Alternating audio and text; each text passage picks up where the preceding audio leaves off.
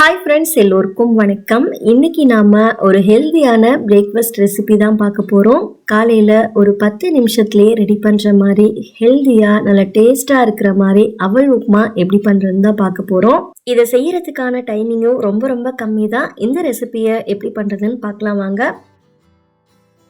இந்த ரெசிபி பண்ணுறதுக்கு ஒரு பவுலில் 1 கப் அளவு அவல் சேர்த்துக்கோங்க. சிவப்பு அவல், வெள்ளை அவல் எது வேணாலும் எடுத்துக்கலாம். அவலில் கொஞ்சமாக தூசி இருக்கும், அதனால் இதை ஒரு 2 டைம் நல்ல தண்ணி ஊற்றி நல்லா வாஷ் பண்ணதுக்கு அப்புறமா இதை ஒரு 2லேருந்து 3 நிமிஷத்துக்கு தண்ணி ஊற்றி ஊற வச்சுடுங்க.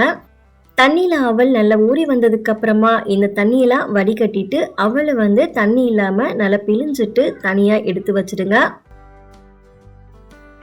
இப்போது அவல் உப்புமா ரெடி பண்ணுறதுக்கு கடாய் சூடு பண்ணிவிட்டு அதில் 2 டேபிள் ஸ்பூன் எண்ணெய் விட்டுக்கோங்க.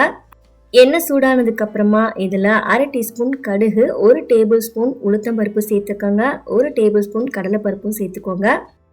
நாம் சேர்த்துருக்க உளுத்தம்பருப்பும் கடலைப்பருப்பும் நல்லா செவந்து வரட்டும். இதோட கலர் நல்லா பொன்னிறமானதுக்கு அப்புறமா காரத்துக்கு ஒரு பச்சை மிளகாய் கீறிட்டு சேர்த்துக்கோங்க. கூடவே ஒரு பொடியாக நறுக்கின வெங்காயம், 1 கொத்து அளவு கருவேப்பிலையும் சேர்த்துட்டு நல்லா வதக்கிக்கோங்க. நாம் சேர்த்துருந்த வெங்காயம் நல்லா வதங்கணும்னு அவசியம் இல்லை. அதோட கலர் லைட்டாக மாறிட்டு கண்ணாடி பதம் வர அளவுக்கு நல்லா வதங்கினா போதும்.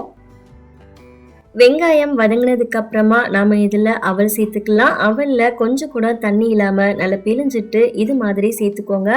இது கூடவே 1/4 டீஸ்பூனுக்கும் கொஞ்சம் கம்மியாக இருக்கிற மாதிரி மஞ்சள் தூள் சேர்த்துக்காங்க. இந்த ரெசிபிக்கு தேவையான அளவு உப்பும் சேர்த்துட்டு இதை நல்லா ஒரு வாட்டி கலந்து விடுங்க.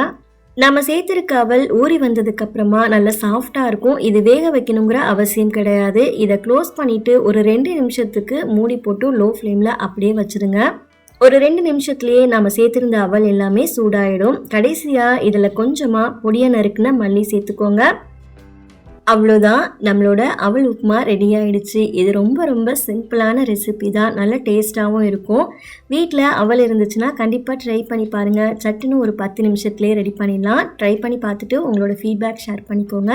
நெக்ஸ்ட்டு ஒரு ரெசிபி வீடியோவில் பார்க்கலாம். தேங்க்ஸ் ஃபார் வாட்சிங். பபாய்.